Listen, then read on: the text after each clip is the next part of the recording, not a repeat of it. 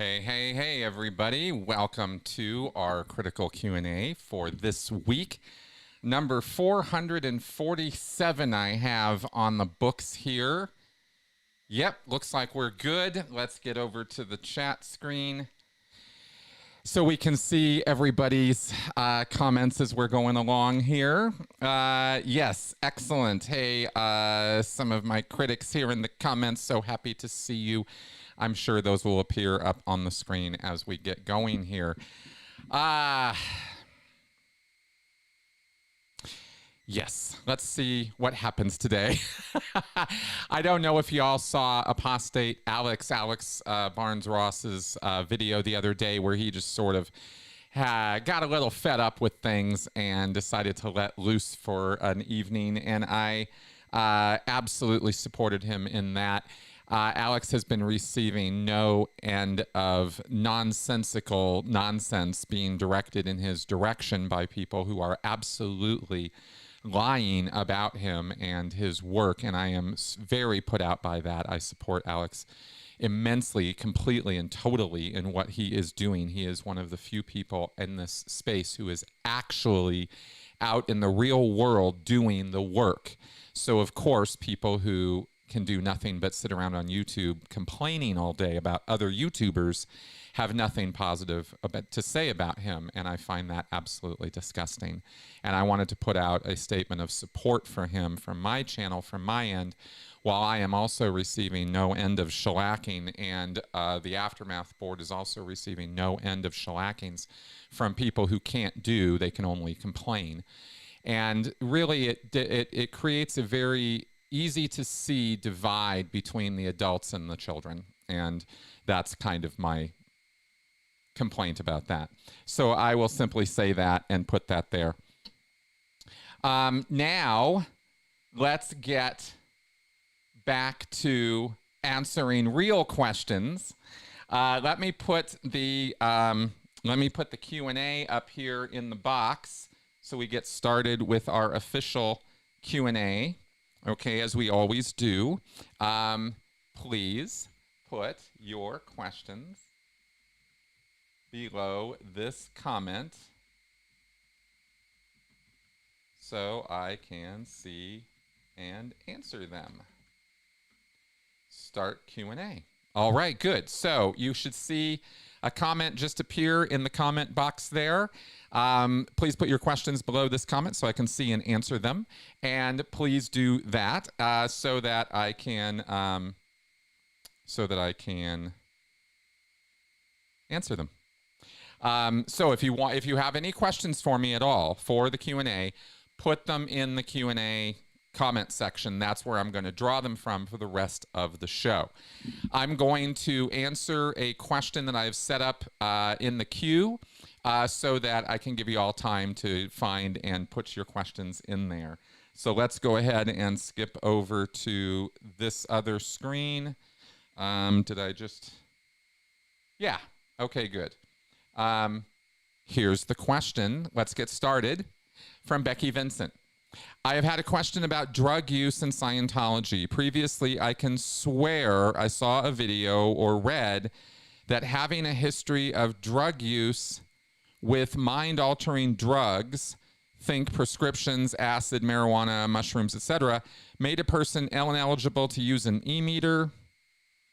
I'm wondering right now if I answered this last week or not. I might have addressed this question already. So can someone that was a drug user before Scientology even get up in their OT levels? I thought I read or heard that anyone with a history of using mind-altering drugs can join this Church of Scientology, but could never be audited on a meter. I am not sure if I answered this or not. I answered something very similar to this recently. Sorry, I've answered so many questions, but I threw this in the queue. Let me go ahead and address this.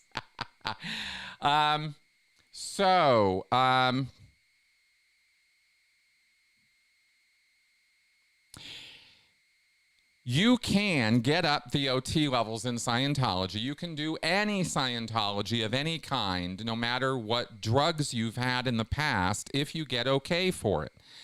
Recreational drugs, marijuana, heroin, meth, acid, mushrooms, all of that stuff does not forbid you from getting auditing in Scientology. If you take LSD, or as Hubbard put it, if you take LSD, quote, or any of its derivatives, you are not qualified to join the C organization, and they will not let you do that. But you can have dropped plenty of acid, taken plenty of, not acid. You could take meth, you could take mushrooms, you could take plenty of pot and still join the Sea Org. And you could definitely still get auditing. You just can't have taken any of those drugs within 24 hours of getting any auditing. And if you're, and really for the heavy stuff, it's going to be like a week or two dry out period, depending on your drug history. I met plenty of people in Scientology who have had plenty of drugs. Laundry list of drugs on their drug list, as to what drugs they took, how often, and when. So yeah, you can get, there are plenty of people who have done the OT levels who were potheads, acid heads, hippies, etc. Not a problem there. It's only comes into play when it comes to being eligible to join the C organization or to be audited, immediately, right? That kind of thing. Okay, so that's the answer on that question. Again, I'm sorry that I would throw a question up there and then immediately I wonder if I already answered or not. That's kind of silly of me, but that's that. As far as okay, so let's go ahead and get back to the question box here. Yeah, auditing on acid. What a trip that would be. I'll tell you, that would definitely be true. All right, so let's see what we've got here in the questions. I'll throw this one up to start. I can't see the whole question. I'm waiting for it to come up on the screen. There we go. Red Pill 3000. Which Scientology derivative group like EST teaches stuff that is the closest to actual Scientology materials? Also, do you like Funyuns? I love Funyuns. A lot. I eat them a lot. I haven't actually, now that you asked me though, I haven't had them in months. Now I have a craving for Funyuns. But yeah, like those. Now, it's funny you mentioned EST because that's the first place I would have gone. Earhart Seminar Training, EST, is a cultish large group awareness training. LGAT is what we call it, LGAT, large group awareness training, sort of culty workshop seminar kind of outfit that started in the 1970s. Werner Earhart took a bunch of Scientology materials and other materials. He was not like a years-long practicing Scientologist, as I understand it. I think he just cribbed from Hubbard's materials, as well as other stuff and his own stuff, and he kind of, amalgamated it into his own little thing about how to empower yourself, how to find whatever it is that is, ruining your life or is, is not the thing that you need in your life, and how to get rid of it. And yeah, Joe DeCeppo, LGAT, like LGBT but less fun. Yeah, that's a good one. Okay, so what the reason that I jumped to EST, not because you put it in the question, but it's just because you kind of nailed it. Here's something that I was told that I think I've said this before. EST, when the EST seminars, which, let me finish this thought, which by the way evolved into Landmark Forum, the Forum. You might have heard of these things. That stuff kind of comes from the EST stuff, and this was so cribbed, this was so ripped off from Scientology that back in the day when they were first doing these things, before they revised and sort of reworked their materials themselves, they were actually using Scientology materials and the Scientology dictionaries in the EST seminars in order to clear up terminology and phrases that right from Hubbard that Earhart was taking. He went, oh yeah, we're going to take this bit and this bit and this bit, and we're going to throw it in there, and so we're going to use the Scientology Hubbard definitions for this. That's how much it was taken from there. Okay, so that's what I can say about that in terms of closest to actual Scientology material. You know, it was interesting because Keith Raniere took stuff from Scientology that was almost, I mean, word for word. I'm forgetting right now, unfortunately, as I sit here, exactly what it was he took. Yeah, but I remember reading very specific stuff that Hubbard, from Hubbard, that Keith Raniere was just repeating. Keith Raniere. I keep calling him Raniere. I always want to say it that way. I don't know why. Keith Raniere. Anyway, there you go. All right, let's move on here. Michael Jackson, what game systems do you have? I have a PS4, and I have Steam on my desktop PC. So I run games through Steam on my PC. So those are the game systems that and I have a Nintendo Switch. So I have games on there as well, which we plug into our TV. Those are the game systems we have, yeah. Okay, Murder Hornet, what's your opinion when you think Scientology will die? I think that it's going to depend an awful lot on the circumstances of moving forward, cultural, sort of socioeconomic, governmental, legal, right? In other words, is Scientology going to get prosecuted out of existence? Is Scientology going to have to fade through its membership dying off? Is Scientology going to implode because David Miscavige is discovered to have some secret stash of, child porn or something? Like what is it that's going to bring it down? We don't know. And anything is possible. It's an international, global criminal enterprise disguising itself as a religion and using cultic methods of influence, manipulation, and control to keep its con going so people don't inspect too closely what's actually going on. So how does something like that die? Well, I named 3 different ways. There are other ways it can happen as well. And I don't know which way is going to happen. Nobody does. And it's really hard to be able to predict this kind of thing because it depends on factors that aren't in play yet. Is some whistleblower going to come forward with video showing David Miscavige beating on people? Is some whistleblower going to come forward with some new tale of evidence-based tale this time of abuse where they actually provide documentation? It's not just he said, she said, right? And this is no cut on those who have come out, giving testimony and evidence. But, when it's he said, she said, you're not going to bring the cult down with that. You can't, because you can't prosecute it, right? When Mike Rinder and Amy Scobie and Tom DeVock and all these people came out years ago and said, look, this guy beat on us. He did this, he did that. Law enforcement goes, okay, well, here's 20 affidavits from within the Church of Scientology saying you're the liar and David Miscavige never touched anybody. So law enforcement can't do anything with that. So we can choose to believe the testimonials, but that doesn't mean the police or judges or district attorneys can do anything with it. So we need tangible evidence. We need people to come out of this group with the evidence in hand.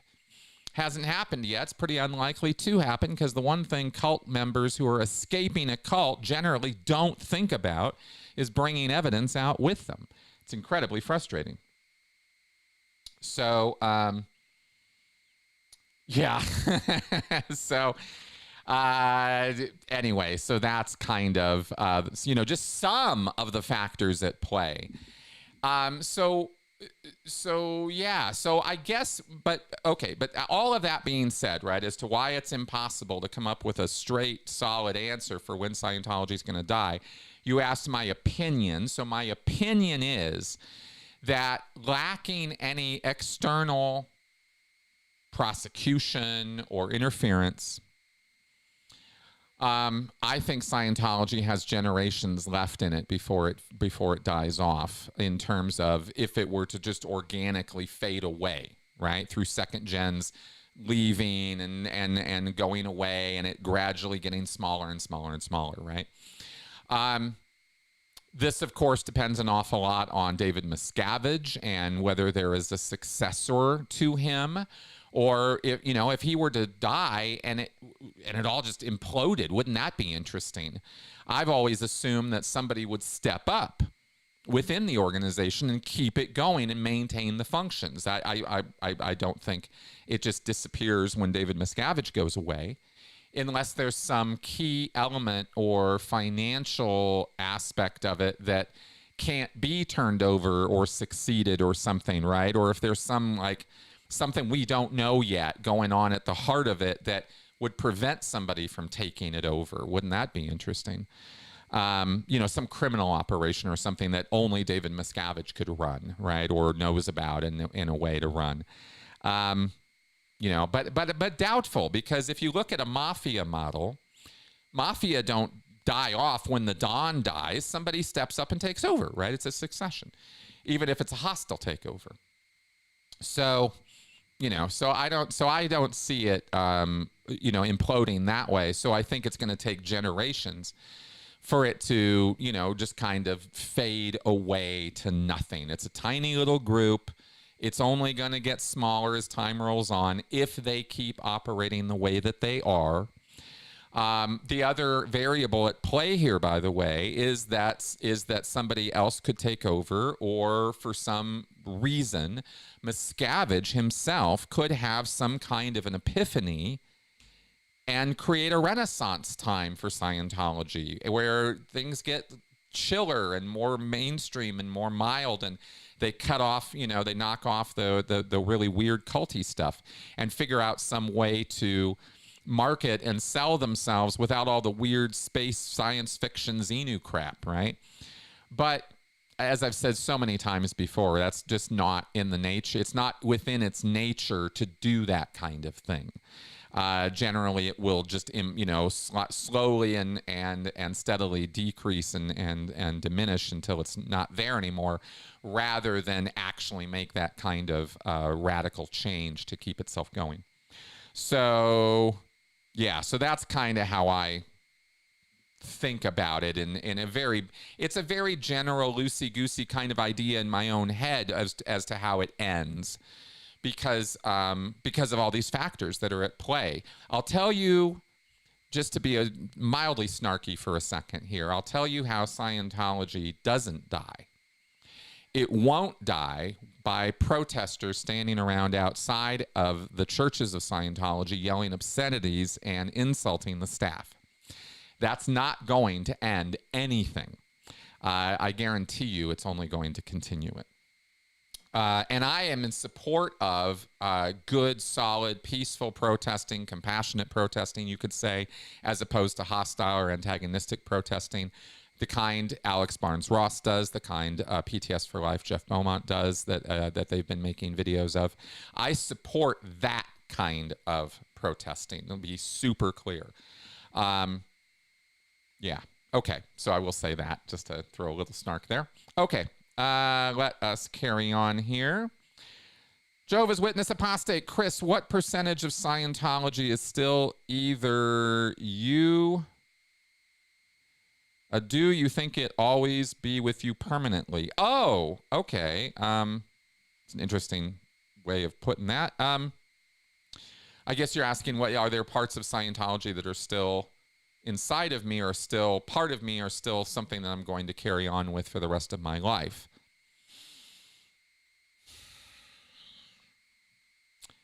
One moment, please.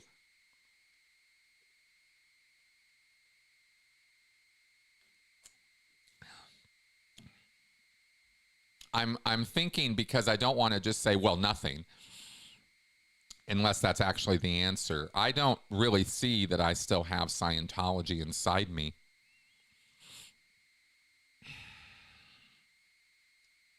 in terms of,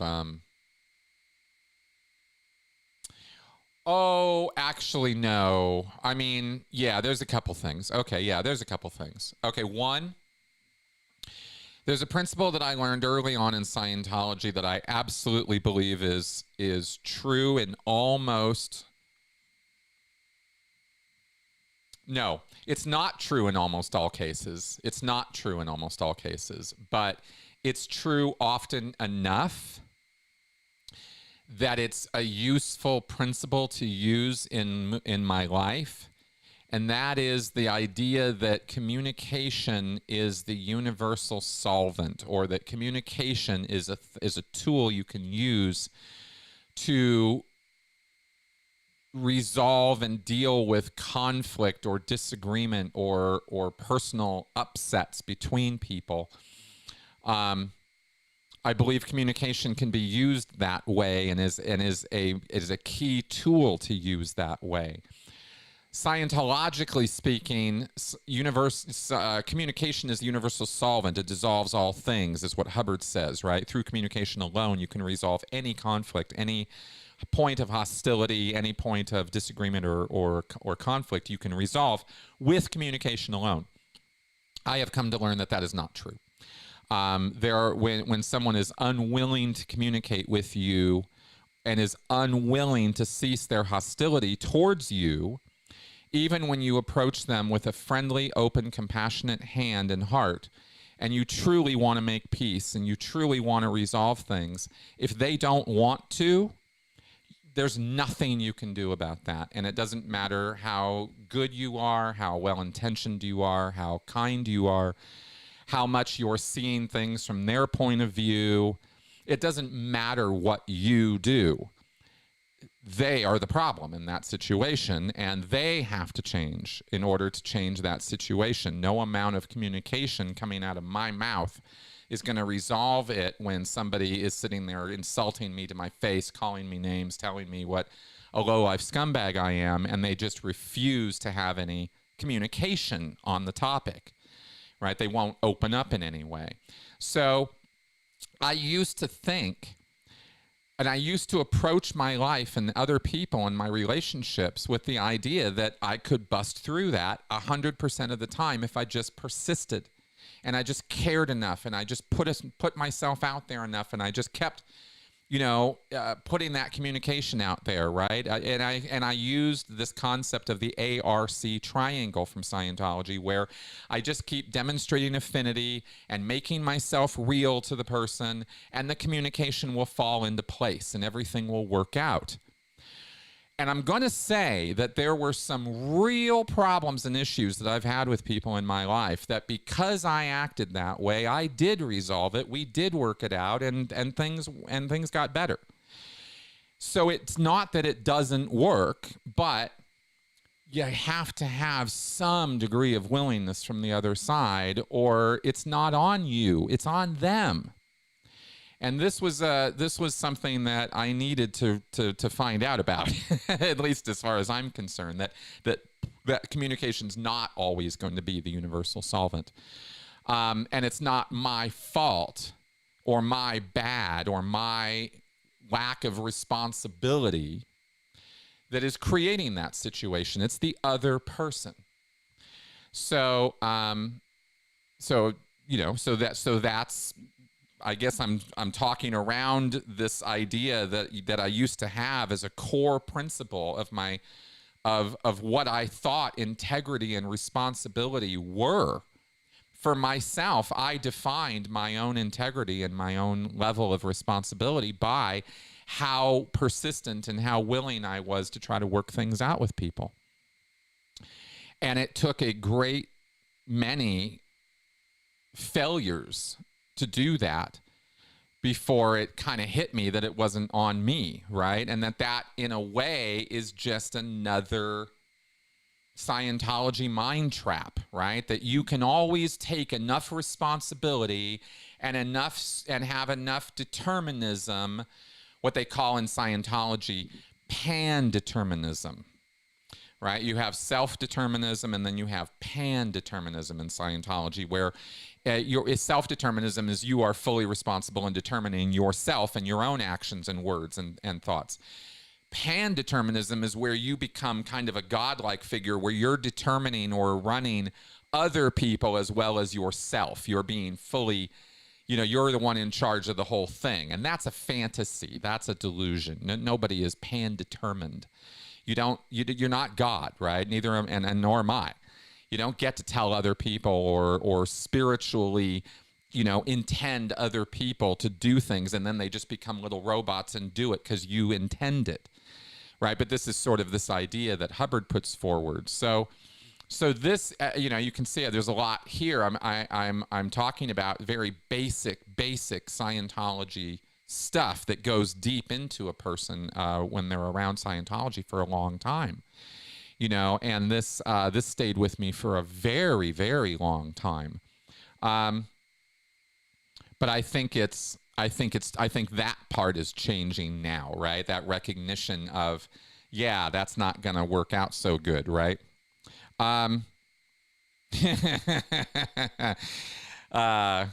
Yeah, sign off emails with ML. Much love. Pete Jensen puts in the comments there. Yeah, we used to sign all of our dispatches and communications with ML rather than sincerely or best to you or good wishes or whatever. It was ML for much love. Anyway, yeah. Okay. So let's see if there's anything else to answer on this question before I leave it here.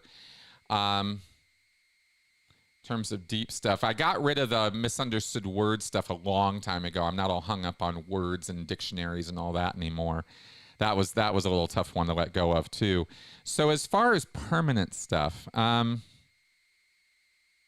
to think of other Scientology. I mean, even my concepts and ideas about spirituality and spirits and thetans and the sort of the model of the afterlife that Scientology presents, right? That you're going to die, but you're this spiritual entity who's going to live on, and you are this singular unit. You are not part of everybody else. You're not going to merge with everybody else. There's no great big cluster of all of us, now or in the future.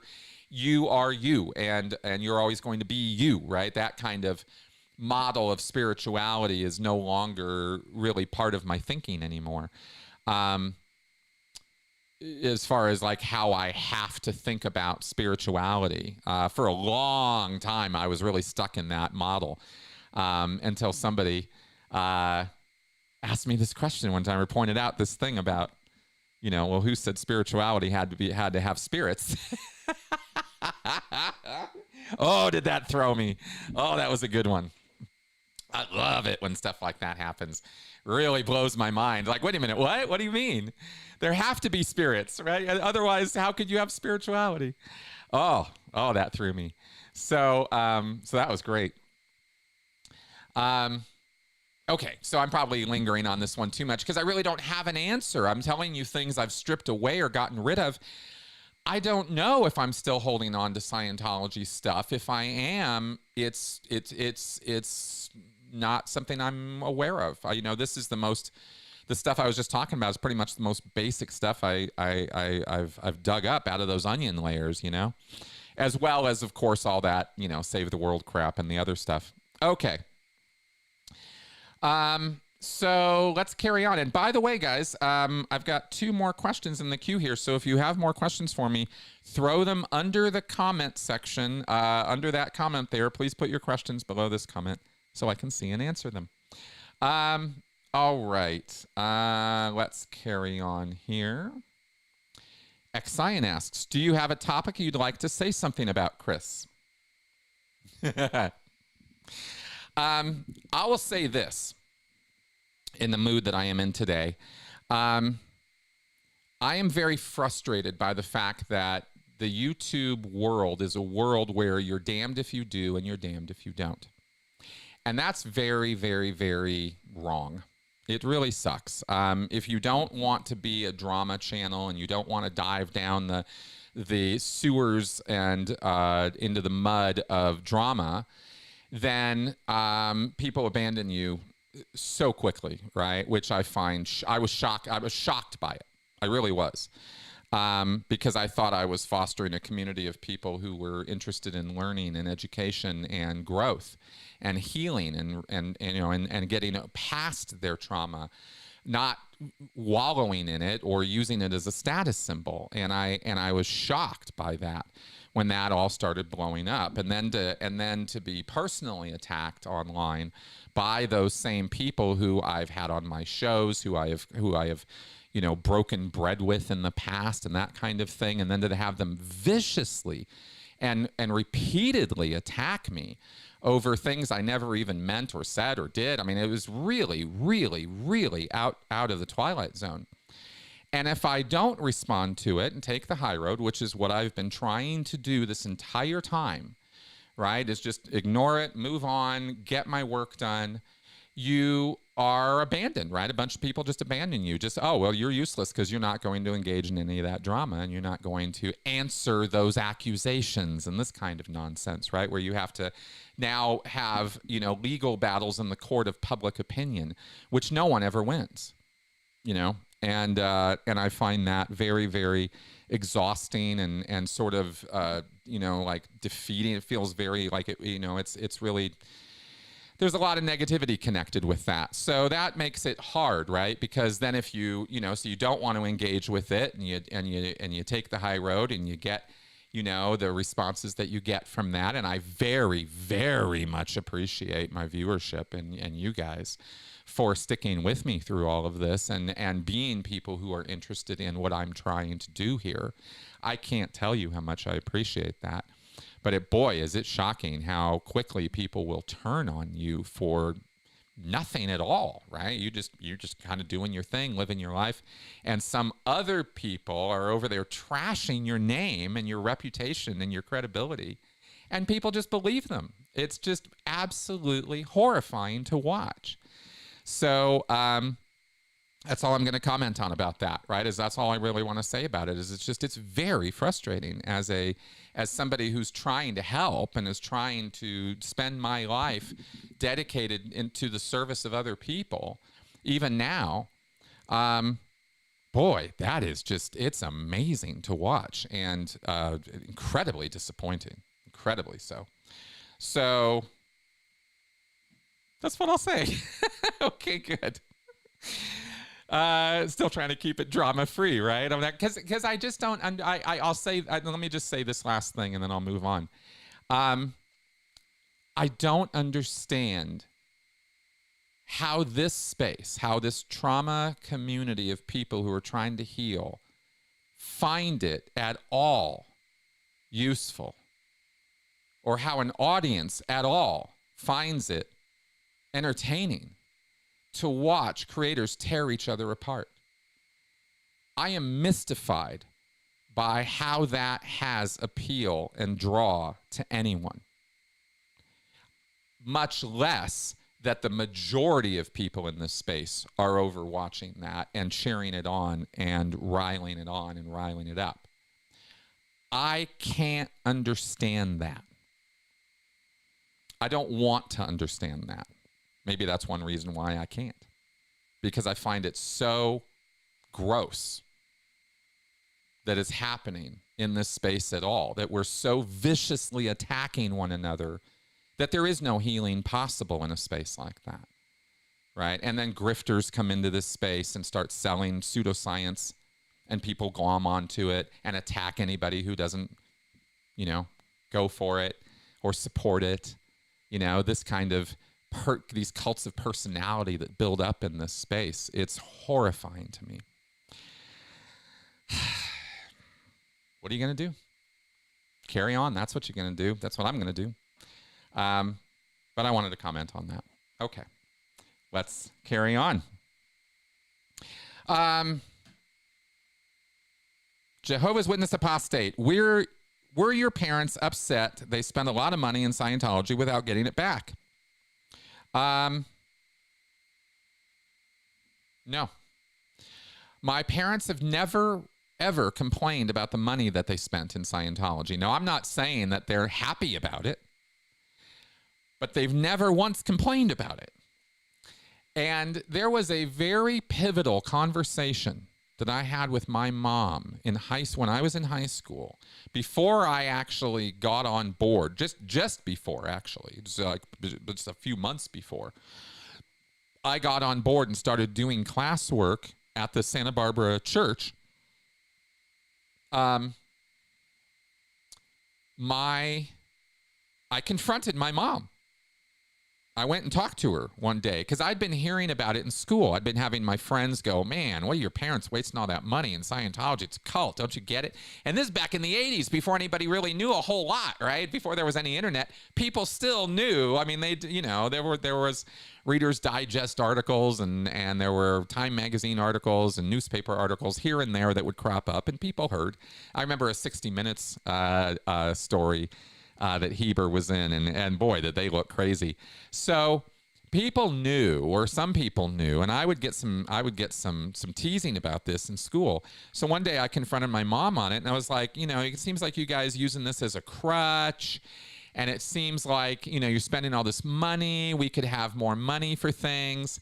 And my mom, she wasn't mad. She wasn't mad. She wasn't angry. She had a, kind of, okay, all right, you're going to come at me with this. Well, let me tell you. One, it's my money, not yours, and I'll spend it how I want. And two, you've never wanted for anything. You've always had clothes on your back, food, shelter, everything that, all the responsibilities that we have as parents are being well and adequately fulfilled when it comes to you and your brother. You have nothing to complain about. Which I was like, oh, right, on the spot. And then she's like, and so, yes, we spend money on Scientology because we believe that it is helping us. You might think of it as a crutch. We see it differently. And it's something that we want to do. And yes, we spend an awful lot, she didn't say an awful lot of money, but she said, yeah, we spend money on it. It's our money to spend. And it was kind of one of those little just light slaps, right? It's just kind of, hey, you can come at me with this, but I'm not here for it. It's kind of my mom's attitude about it. And she was so chill and so matter of fact about it that it really put me in my place. I was like, damn. Because it wasn't a conversation about how Scientology was a cult. It was a conversation about how much money they were spending on it, and that I was upset about this, right? And she was not having it. So, anyway, it was interesting. It was very interesting how she put me in my place there.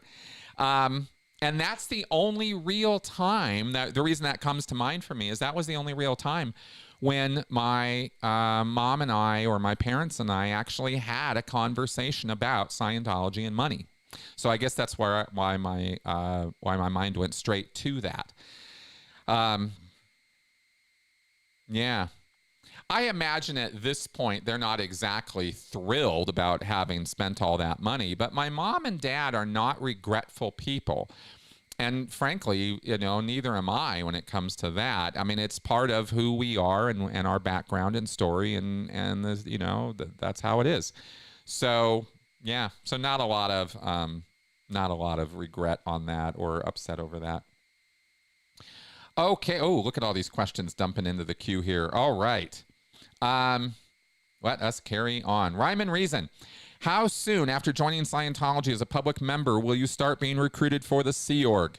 I assume soon with such low numbers these days. Do recruiters check PC folders for eligibility? Great questions. So not very long. As soon as what they're looking for, the ideal candidate for a Sea Org recruit prospect is relatively new, but not fresh off the street new. You want somebody who has had the cognition, air quotes, the cognition, meaning they have come to realize, they've had their epiphany that Scientology is the only answer, right? It's the only thing that's going to save the world. It's going to make a difference. It's going to turn the tide. That's going to solve war, solve illiteracy, solve crime. Nothing else out there.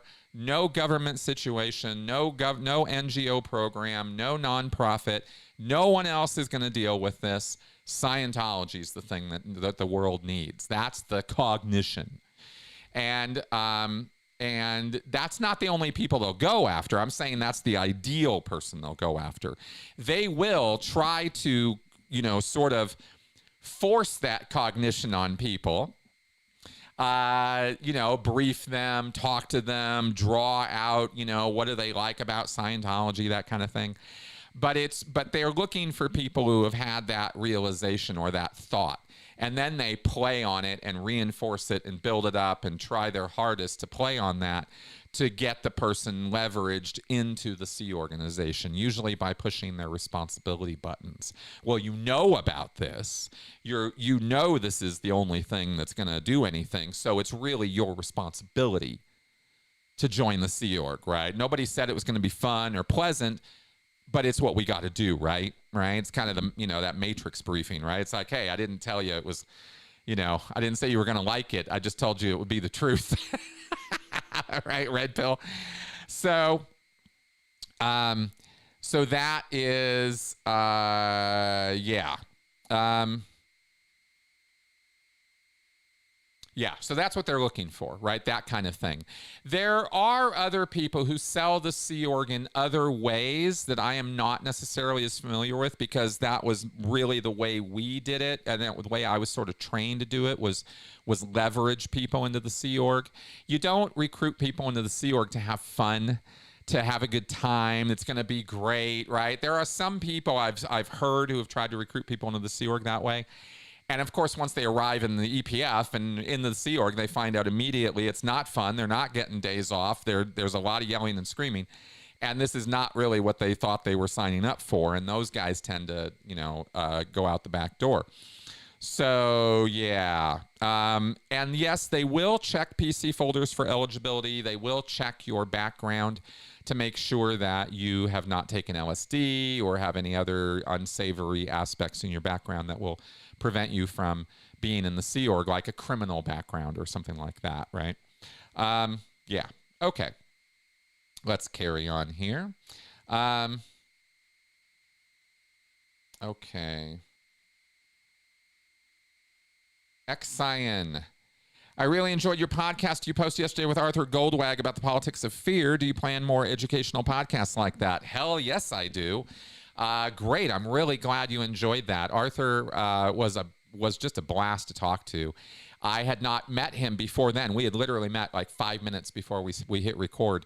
And we had this really great talk. And I think he and I are really on the same page on a lot of stuff. He's written about Scientology and cults in the past. And so he and I definitely see eye to eye on these groups, and we talked pretty frankly about modern politics and ideology and the cults of that, and how culty politics has gotten these days and that kind of stuff.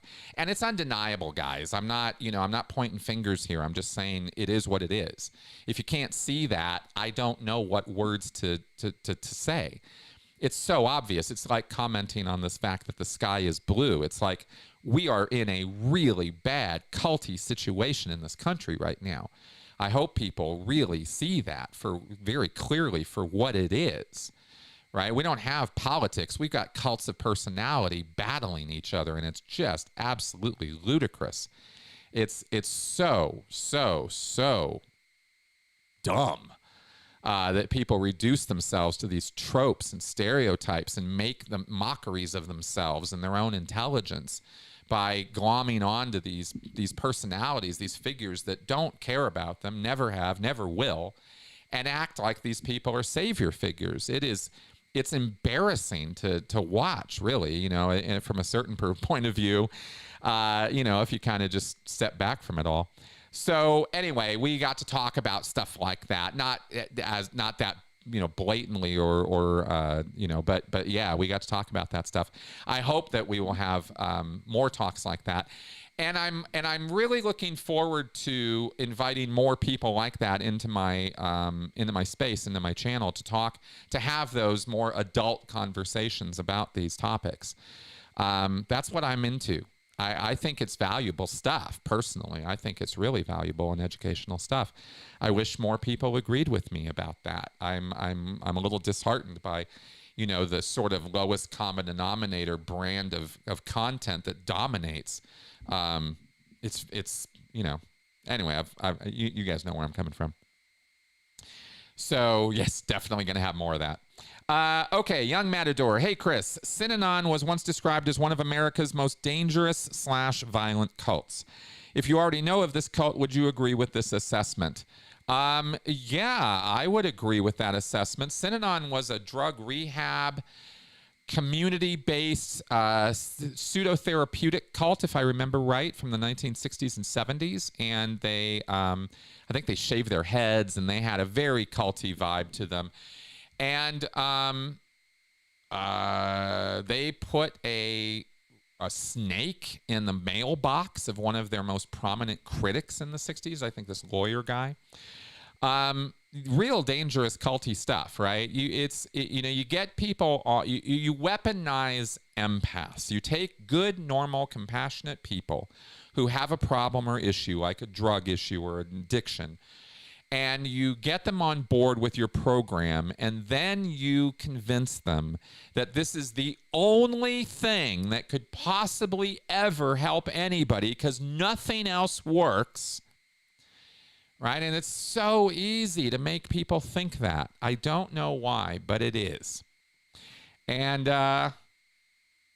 they'll do anything for you. They will kill other people in the name of the goodness of this group, They just lose their damn minds. And that's cults. And that's Synanon. Absolutely, that's Synanon. And it fell apart. It was nobody is mourning the loss of Synanon. Let's put it that way. Oswald Spengler, know anything about Gabor Mate dealing with Landmark Foundation? I do not. I don't know anything about that. I don't know who Gabor Mate is or what that's about. Okay. Jehovah's Witness, apostate. I love these questions. These are so... Do staff members in orgs get fed by the org, or must they buy their own food during lunchtime? They do not get fed by the org.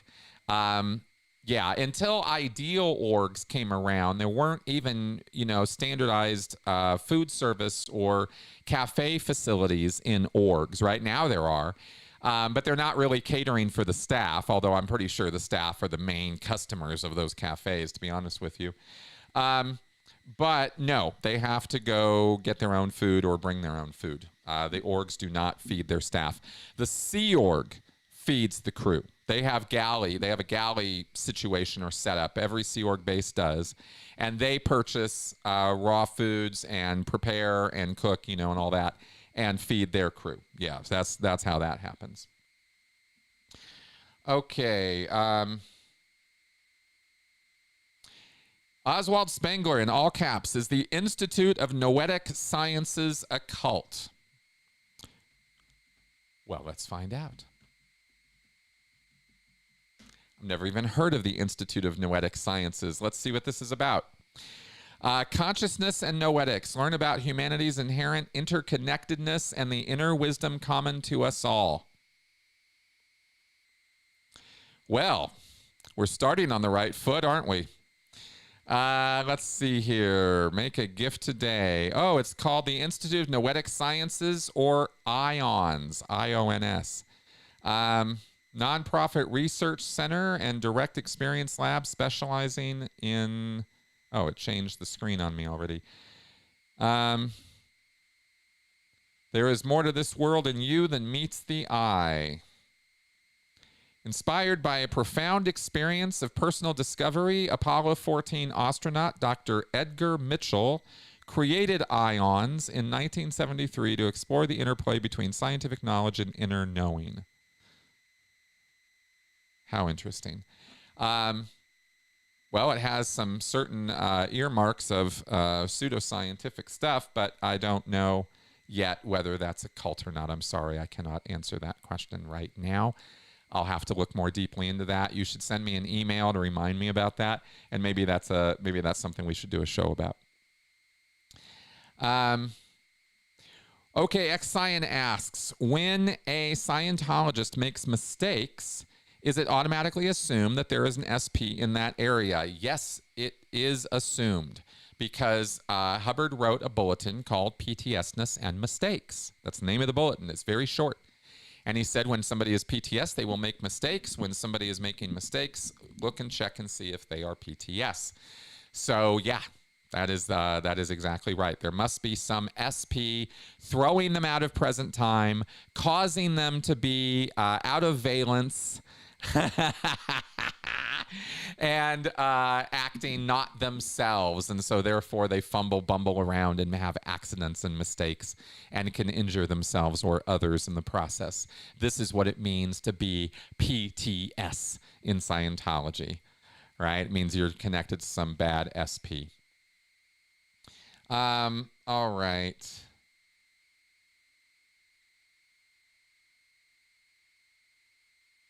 Okay, Red Pill 3000. What do you think about the Puff Daddy raids and accusations?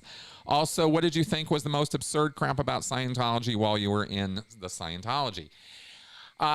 Okay, good. Two for here. So, number one, I do not have an opinion about Puff Daddy, Diddy, whoever it was who got raided and is having accusations of sexual impropriety. I believe that will all come out in court, and when it does, I will be tuned in and watching the facts. Right now, it's accusations and he said, she said, and that sort of thing. And I just expressed earlier today my feelings about the court of public opinion. You know, it's the court where everybody loses. And so I haven't dived into the news media reports about this because I know they're only going to be salacious, sensationalistic nonsense. And I know that false accusations are just as easy to make as real accusations. So it is not yet known. I don't have all the data, and I'm not jumping on a bandwagon to make a judgment about that. Right? Let's get all the facts out. Let's get the testimony out, and let's see. That's where I'm coming from on that. I'm not saying he did it. I'm not saying he didn't do it. I'm saying I have no opinion. As far as the most absurd crap about Scientology while I was in, it's a good question. That's a really good question. The first thing that's coming to my mind that really, really used to bug me all the damn time were KRs, were knowledge reports. The snitch system of Scientology was oppressive and so annoying. And I was the kind of guy who, and I'm not proud of this, but I am the kind of guy who would get such a tizzy about it. When I would have reports written on me, I would counter report on the person, right? Oh, you're going to dish on me? Well, I'm going to dish on you, motherfucker, right? Oh, okay. And sometimes I'd be so pissed off at this person for what I considered to be such an inconsequential bullshit report that I would copy the style that they wrote their report in of me right back at them, right? And I know I was not alone in this. I mean, shit, Hubbard talked about KR wars in policies, right? And how you could have these chit wars. Oh, you're going to chit me? Well, I'm going to chit you back and forth, right? Chit was another name for knowledge report or for a written report. So yeah, I got, you know, down and dirty like that when I was in Scientology because I always felt it was so unfair that I'd be written up for this stuff. And it wasn't just the fact that a report was written, it was the danger of what's going to happen with this report, right? The second my stats are down or the second some senior is pissed off at me, here comes the ethics officer. Oh, well, it looks like you've been up to blah, blah, blah. What's up with this, Chris? And now you got to go through this whole rigmarole and this whole ethics thing, and you got to do conditions again. Oh, that was the other thing. That was another thing that was really absurd about Scientology every week, were these goddamn weekly condition formulas you had to do every week. And it just became like on Thursday, right? You had to write your battle plan and your condition formula. And I didn't have a problem with a battle plan. You know, I'm on a job, I've got a list of things I got to get done. I've got projects I'm in the middle of. I've got stuff going. Sure, I'm going to write it down. It helps me organize my thoughts and I can understand where I'm going. But I had to write it down, formatted according to these condition formulas. And it was just such a useless admin exercise. It was just a trivial bit of nonsense that we had to conform with every week, that after enough years of it, you really realized it didn't matter. It didn't make any difference what condition you were applying, right? Here are my air quotes again.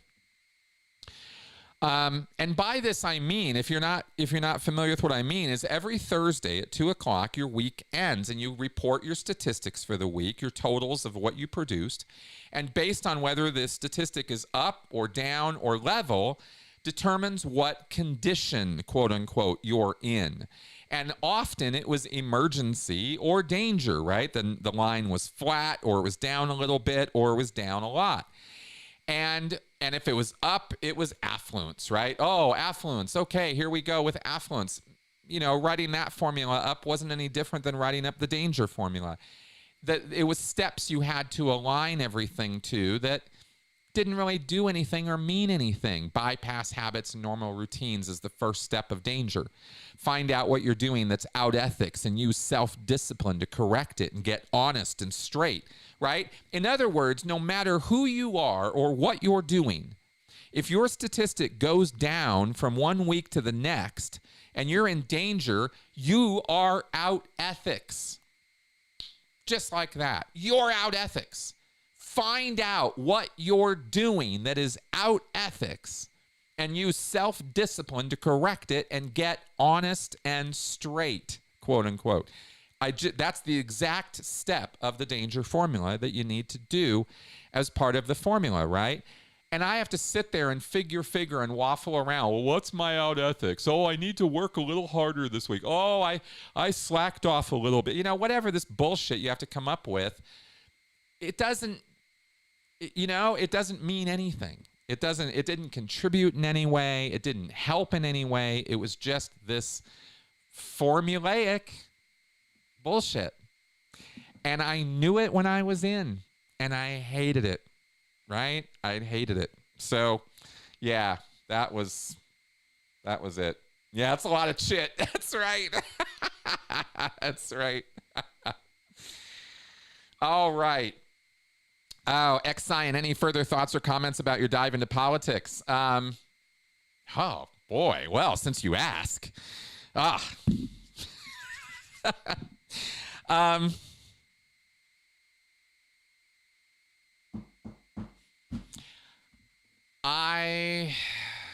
think that politics are crazy. I think politics have gotten insane in the United States, right? When you can't talk sense anymore about something without, people coming and ripping your face off and calling you the most, really atrocious stuff, right? That's bad enough. But what I lament, here's what I'll say that I think is useful and maybe, somewhat intelligent. I think it really sucks that the quality of the leadership in the United States has been dumbed down to the lowest common denominator, where it's reality TV. It's more like reality politics now than it is, it's real presidential candidates in the United States, right? It's DC Shore. I don't know. It's the, it's like the Kardashians. It's dumbed down, untrue, ridiculous corn and games.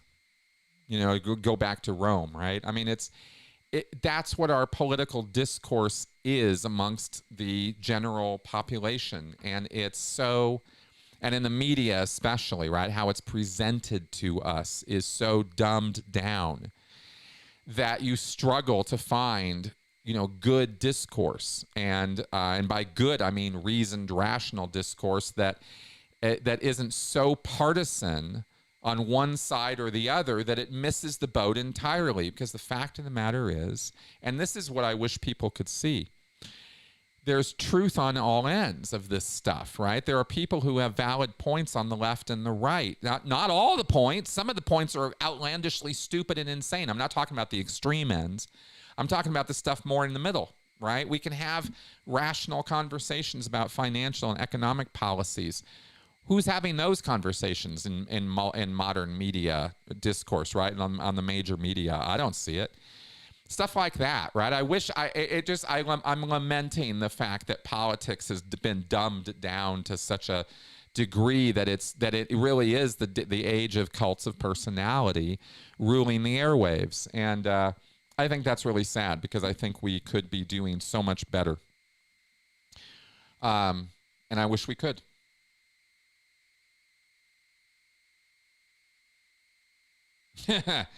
Yeah, that could be. That's an interesting comment, Harley1151. I'm seeing some of the comments as I'm going through the questions here. Okay, let's carry on here with the question. Oh, we got a lot of questions. And we are already an hour into this. And here we are. So let's go into flash answer mode and see how we're doing here. All right, yeah, let's do that. Let's see if I can't power through some of these questions. X-Cyan, I'm going to anonymously send some Aftermath Foundation cards to a high school friend that is an OT and moved to Florida. Do you think it's worth the postage stamp? Yes, I do. Go for it. I'm not sure if the envelope that you're sending, he's going to know it was you.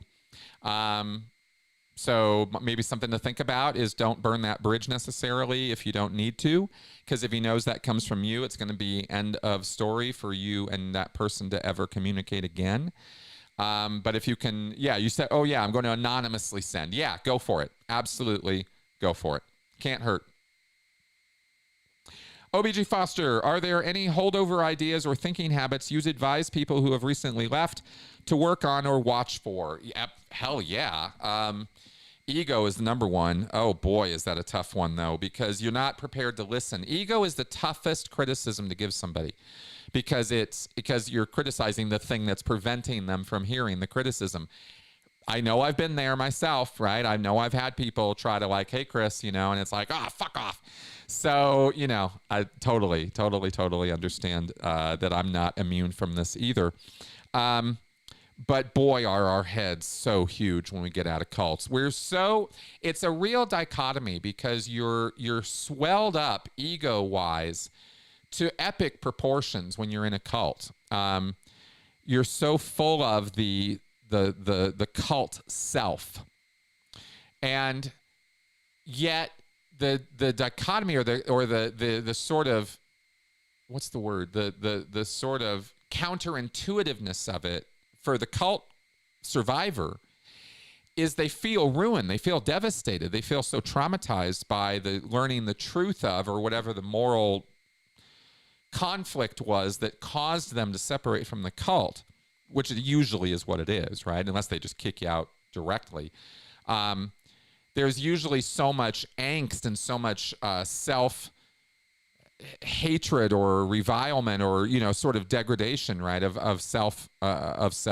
So these two things exist at the same time. And it's a weird thing that your ego is blown all out of proportion while at the same time you've never felt worse about yourself. I wish I had better words to explain that, because I only see it very clearly in way hindsight. I couldn't see it at the time that it was happening. But I think that's a struggle that people have, is that ego battle, the fight to find meaning and purpose and value in yourself and your life after leaving a cult, leaving a coercive relationship or destructive situation like that. It's so devastating to ourselves and our sense of self. But yet at the same time, we still have this inflated, puffed up, exaggerated sense of ourselves kind of below that. It's this weird juxtaposition. I wish I had better, like I said, I wish I had better words. But that's a struggle. That was certainly a struggle for when you recently get out. It can take a lot of time to sort that out. A lot of introspection, counseling, that kind of stuff, I think, is required to really dig in on that. It's not readily apparent, and it's different from person to person, of course. Everybody's kind of got wildly different levels of this and different abilities to deal with it or even see it. So I'll say that. That's a struggle. Oh, and the proclivity toward us versus them thinking, right? The us versus them, the black and white sort of my way or the highway. If I say it, it's true. If you say it, not necessarily true, right? But if I say it, it is. Right, that's a little bit of a holdover from the cult personality, leadership personality thing, right? That sort of personality swap that happens where cult members become, you know, sort of pseudo cult leaders themselves, personality-wise. They take on the attributes of the cult leader as their own personality. And part of that package is the us versus them of I'm so great and all of you suck. And so, you know, that's a struggle to overcome that. And then the last thing I'll say is another juxtaposition, another weird sort of thing is, so here you are all puffed up and us versus them and I'm right and everybody else is wrong. But at the same time, you have the struggle. Oh, I just lost the damn thought. Sorry, let me think about this for a second to get it back.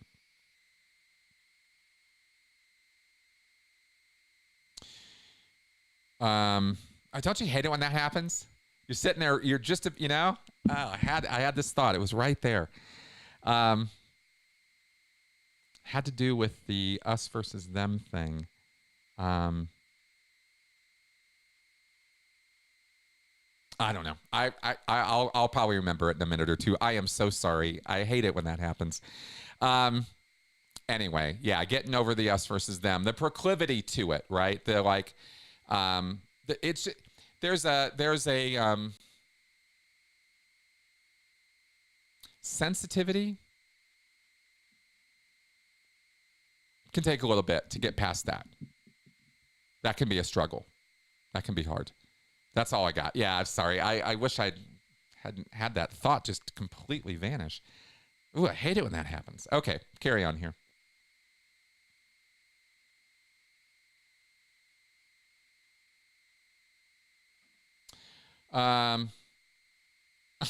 What?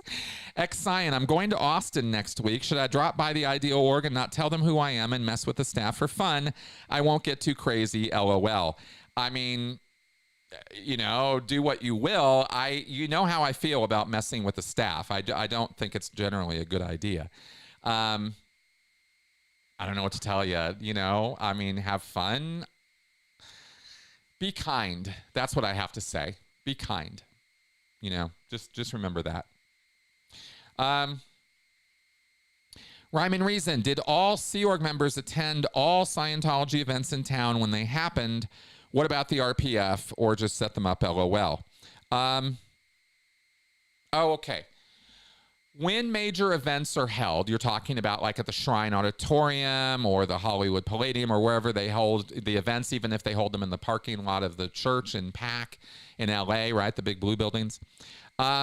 Sea Org members are expected to attend. Event attendance is mandatory unless you have a job that specifically you are excused from going to the event. And very, very few people have those jobs. Maybe the galley staff or crew, the event production crew. Certainly they're the people producing the event. They have to be on the job during the event. You might have certain people like the telex operators or the communication staff over in management orgs have to stay on post. Auditors sometimes are in session and have to stay on post, and so they might have to have an examiner or, you know, a director of processing or something running, you know, keeping things going. But generally, all Sea Org go to the events. It's mandatory attendance. Yeah, absolutely. RPF do not ever go to events. They're sequestered away from the rest of the crew. They see the event videos in the RPF space separately, but they do see the event. Absolutely. And they can watch it as many times as they want. Actually, we would get the DVD and it would just hang out in the RPF space sometimes. So sometimes we would see it once, sometimes we could see him multiple times. Okay, carry on here. Joe DeCeppo asks, how can How can we ban cults from recruiting at universities? Would have saved me a lot of trouble, possibly, though maybe not. If you value freedom of speech and the marketplace of ideas, then you will not ban cults on universities. You will educate university students about the dangers of cults and undue influence so that they are prepared for those conversations rather than banning them and trying to protect people from those conversations, because that doesn't really protect them. It only sets them up for failure later in life. We need to prep people by teaching them that predators exist, they are real, they are going to be run into, and here's what they look like, and here's what they sound like, and here are the red flags of coercive control. That's the only way that you can prevent the spread of it. That's the inoculation, right? That's your vaccine, is education and discipline. There isn't any other way to do it. That's my very strong opinion on that. Okay.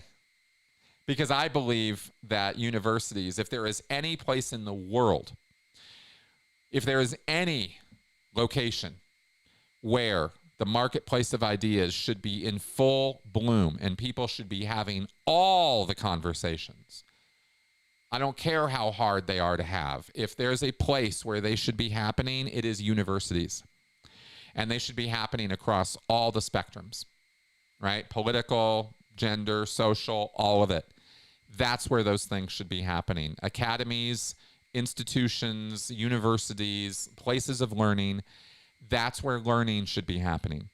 All kinds of learning about all kinds of things, no matter how moral or cultural you might have moral or cultural disagreements with those things. That's the place to hash it all out. That's my take on what those places represent. They do not represent that in America right now. There's so much partisan bias nonsense going on there, but that's what they should be, ideally. My hot take on that. Speaking of, Cyan, what do you think about the battle between First Amendment rights and how it relates to the right to defame someone? All right. Now, in the battle and marketplace of ideas, no one has the right to purposefully manipulate or deceive other people. Chew on that one for a little while, right? You don't have the right to do that. You have the right to your own ideas. You have the right to express your ideas.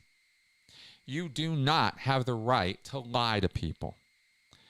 Especially destructive lies, right? Especially bullshit, like, the crap that gets thrown around daily in our marketplaces of ideas called the social media, right? So it's not a right, it's a privilege, right? For you to be able to lie.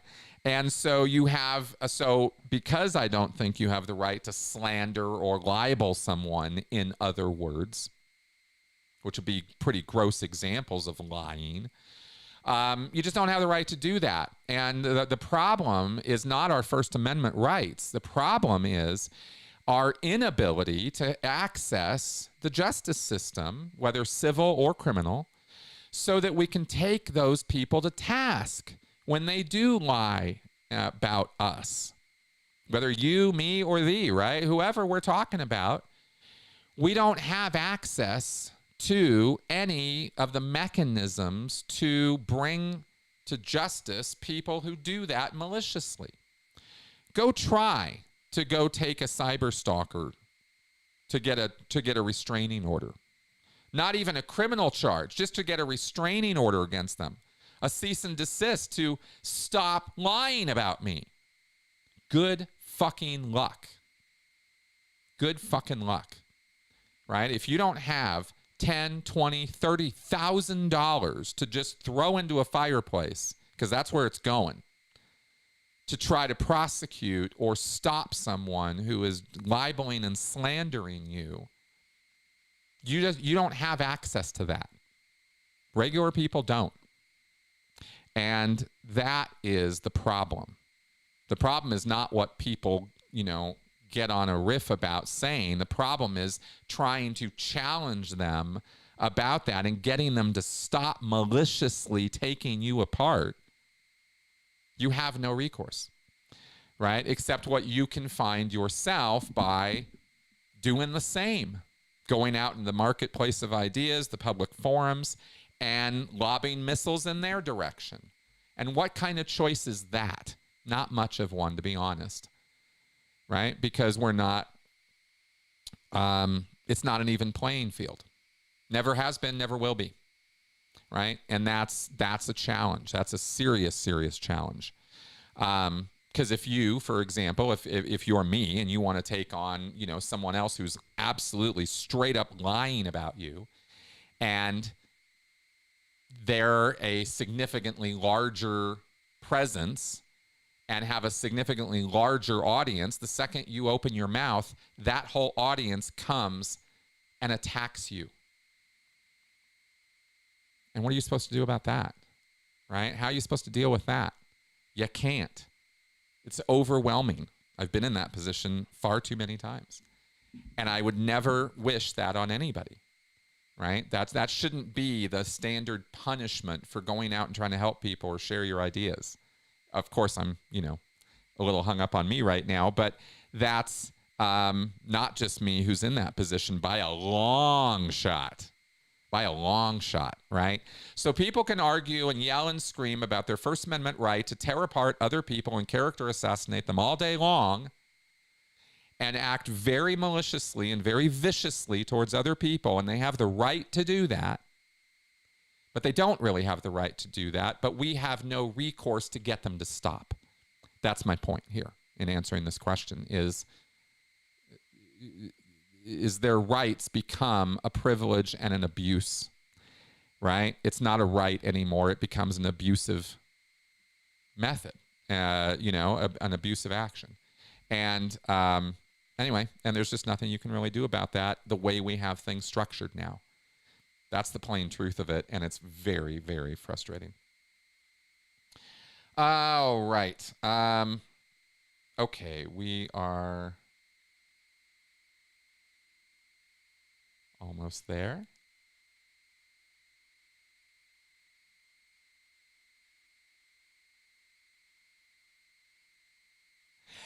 Oh, BG Foster, I have to admit something right now. I went and read the article on Mike's blog about this new FEBC org board that has been instituted by this new training thing, but I haven't looked at what the changed org board is yet. So I need to actually get my hands on it because I don't remember what the hell this restored FEBC org board consists of.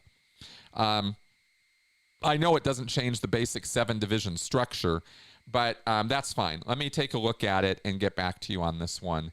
But you know, do I think if it's what I think it is, this probably sounds like a reasonable question. Yeah, Miscavige could be trying to reorganize things so that he can get, you know, less done with less people, right? It certainly isn't going to help. Let me be clear about this. Regardless of what is or isn't on this FEBC org board, let me be clear. L. Ron Hubbard couldn't organize his way out of a wet paper bag, okay? The guy was horrible at organizing people to get work done. The only work that gets done in Scientology gets done by people who bypass Hubbard's bullshit, not commit to it. So, so there is that. Oh no, this is a great question, Joe. Thank you for asking this. Why do many cults think they are in some equivalent of the film The Matrix? You mentioned it, and my cult thought exactly the same. Or was it just that era of pop culture and now it's some other film? There will be more films that will take the place of The Matrix, but let's be clear. The Matrix was the perfect cult, us versus them analogy. The small group of, you know, I mean, hell, people used to, before The Matrix, we compared ourselves to Jedi Knights and Star Wars. Any concept of a small group of freedom fighters fighting against the big oppressive masses is a fitting analogy to how cult members think of themselves almost across the boards. They see themselves as the small, plucky band of adventurers and heroes and freedom fighters that is taking on the empire or the Imperium or the vast AI computer network, right? The oppressive authority. However you define oppressive authority, 1984, right? That big brother, we're fighting them. They're trying to squash us into non-existence, and we're fighting the good fight against that and freeing people from that oppression. That shit's as old as time itself, right? That is the oppressed minority making themselves out to be the heroes of their story against the oppressive majority, no matter what the majority is or says or does.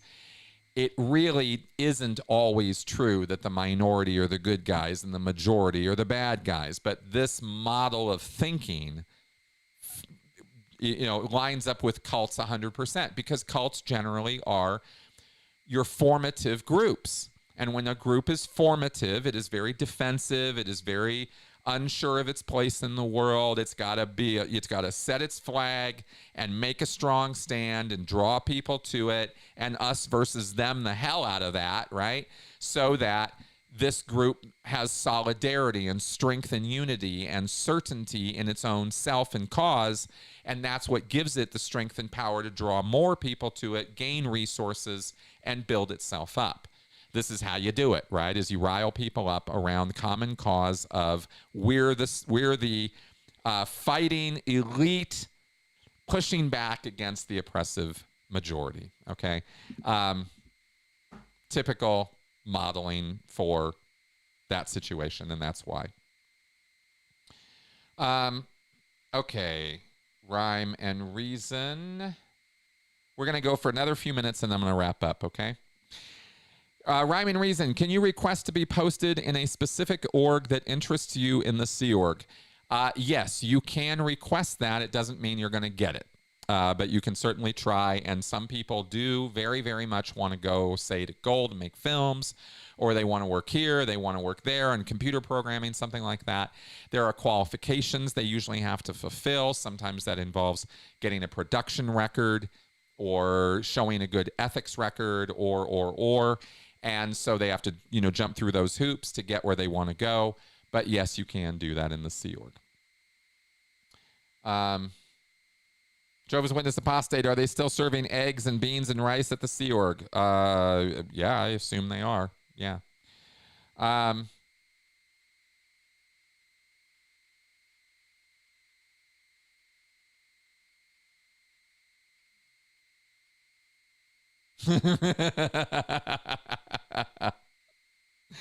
Jehovah's Witness apostate, can the average person pay to eat at the Scientology galley in Los Angeles? Yeah, it's called eating at the Pacifica Cafe, because the food in the cafe is made in the galley, which is literally on the other side of the door. So you got the galley as this big kitchen facility, industrial size kind of thing to feed the crew. And then they also make all the food, or a bunch of the food, that goes over into the cafe, which the public pay for. And that's one of the ways that the galley makes income for itself to feed the crew, is through feeding the public. So yeah, they get this. They get that food. Usually, of course, for the public, it's prettied up a bit, and they make it nicer than they do for the crew. Yeah.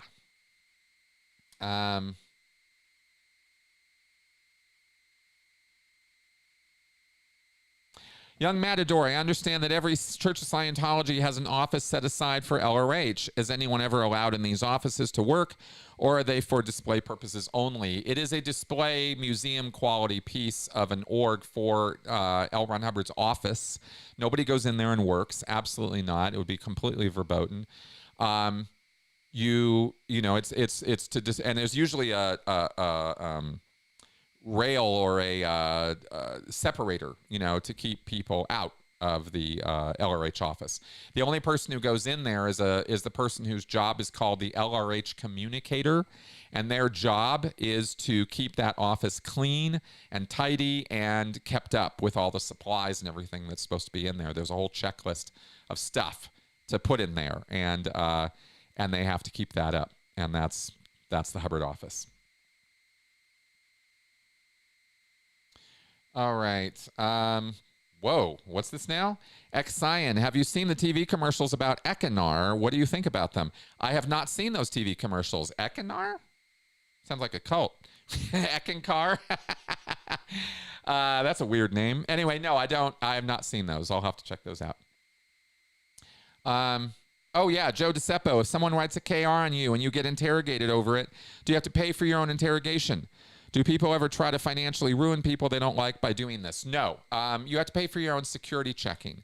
Ethics interviews, ethics officer functions with you are free. They don't charge for that. I've never seen anybody charge for an ethics, what would be called an ethics cycle. It's usually part of your services, or if you're a Scientologist and the church has a problem with you, they'll call you in and sit you down and talk to you. That is free. There's no charge for that. When they put you on the meter for a security check is when they start charging you, because that's an auditor's time, and a case supervisor has to supervise that. So that's what you're paying for. Ethics interviews, even on the e-meter, are not charged for. Formalized security checking is what you pay for, and you can be ordered to a sec check.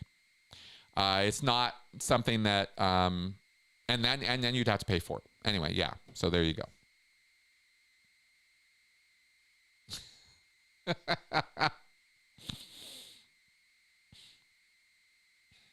What current fashion trends do you not like? Also, do you lift weights? Fashion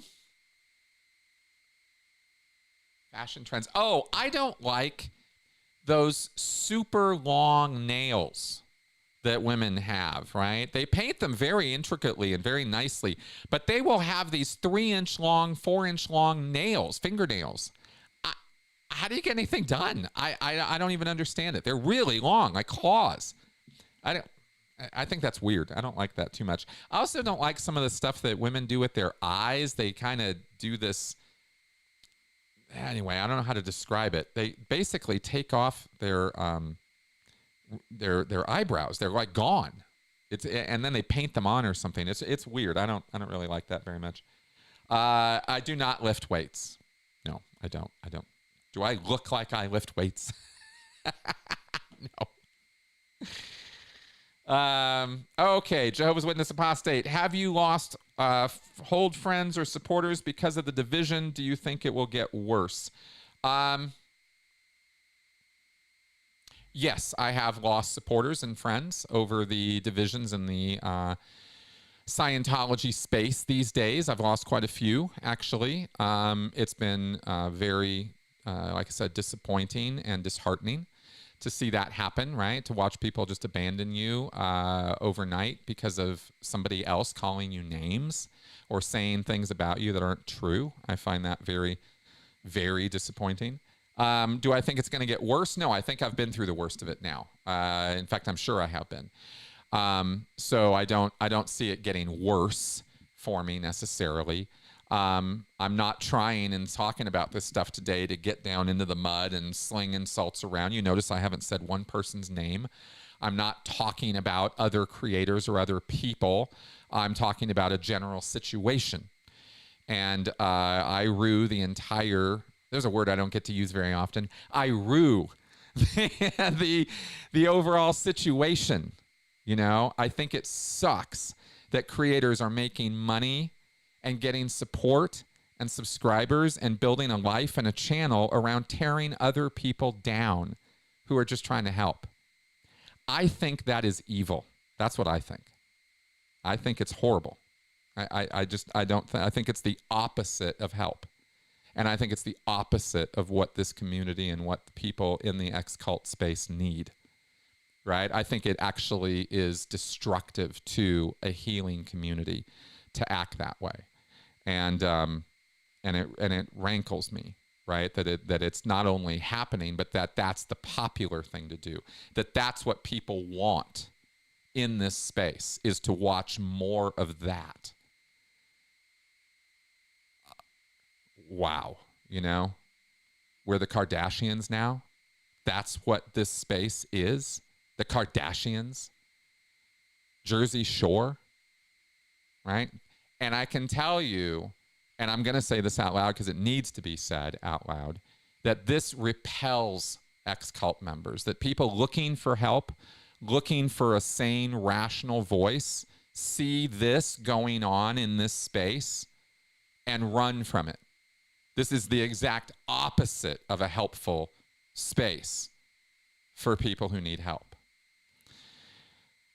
This whole conflict and name calling and constant tearing down of other people, as though this is a morally righteous crusade, right? I need to tear down the Aftermath Foundation. I have to tear these destructive, horrible people down, right? The exact same people who were helped. It's horrifying. It's awful. So that's what it is. Clearwater Shore. Exactly. Alex, thank you. Thank you for saying that, because you're absolutely right. What this has done is it has unified some of us, and it has made some of us much more sure about our roles in all of this, right? Because we're not going to go down and get into the mud about this, and we're not going to be part of that. We are doing the work. And when I talk about doing the work, I'm talking about what I do off camera. I'm not talking about this. I do my very, very best to educate as best I know how. That's all I'm really trying to do here. And off the camera, I try to consult with people and I try to help them directly one-on-one, right? Whether it's a family member of somebody who's still in a Scientology or still in some cult, whether it's a friend of somebody who's desperate to help their friend out, or whether it's somebody who's gotten out of a cult situation or coercive situation and just needs a helpful ear, an understanding ear, some guidance, some education. I'm there for them. And to be torn down for that, to be called a fake and a fraud, you know, it's like, what the hell, right? That's not what any of this is about. This is about helping people and assisting people to get on with their life, whatever that means for them. How is that so bad? How is that suddenly like horrible, right? So it really has created some separation between those of us who are actually trying to do this work and those who just want to tear people down. And that's kind of the most basic way I can describe how I see it. You know, that's how I see it. Maybe I'm not even gonna give that concession. I'm not delusional. I'm not seeing things wrong. I'm not off in some left field. And anybody who thinks I am, I don't know what to say, right? I know what I spend my time doing. I know what Alex spends his time doing. I know what Jeff spends his time doing. I know what the Aftermath guys spend their time doing. And it's not all this crap, right? So I think in a way it's getting more clarified, and maybe we needed to do this. Maybe this needed to happen in a way so that we could separate the wheat from the chaff or something. I don't know. I don't have my finger on the pulse of objective truth. You know, I'm only making my way through all of this as well as anybody else is. So, you know, people are going to have opinions, and that's the way it is, right? So, yeah. So that's what I can say about that. But no, I don't think it's going to get worse. I think it's going to get better. And I think that those of us who are united in this to get that work done are more dedicated to what we're trying to do now than we ever have been. So in a way, maybe it helped. How's that? Yeah, right?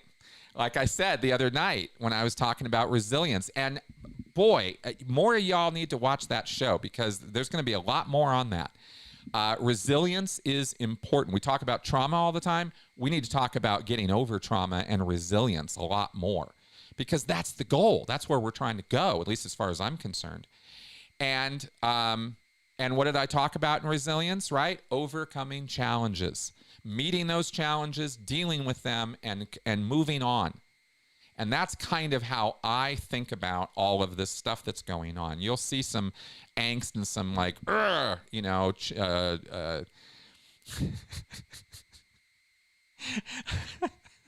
I almost said chewing the carpet.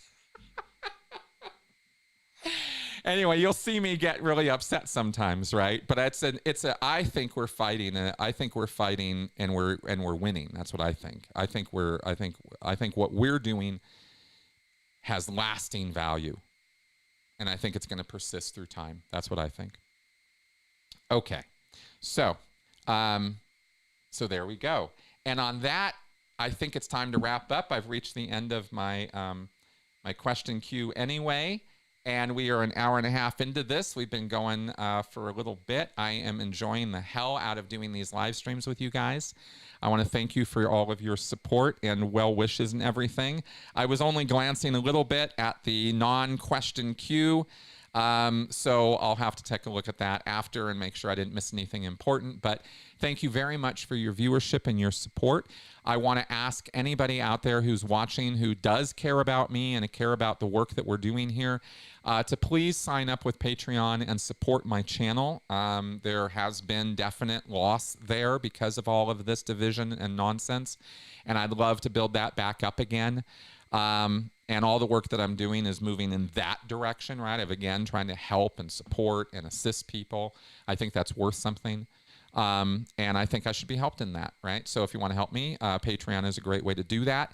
You can also support me through Buy Me a Coffee, through Venmo, PayPal, etc. There's links to all of this stuff below. It's always there for you, and I hope you'll do that. And of course, you've always got my publication to read, Scientology A to Z New, a book that is absolutely going to inform you very, very, very well about Scientology A to Z New. All right. So on that happy note, guys, I will see you guys tomorrow for Scientology, after Scientology Straight Up and Vertical with Tony. And otherwise, I will see you probably next Friday. I don't think we're going to be doing any live streams this week. I've got a lot of work to get into now that we're coming into April to get this to get the metering video finalized and put together for you for the end of April. Mark your calendar, because the last day of April, we're doing that live stream. And you're going to get, finally, going to get the rundown on the Scientology e-meter. All right. I will see you guys soon. Bye-bye.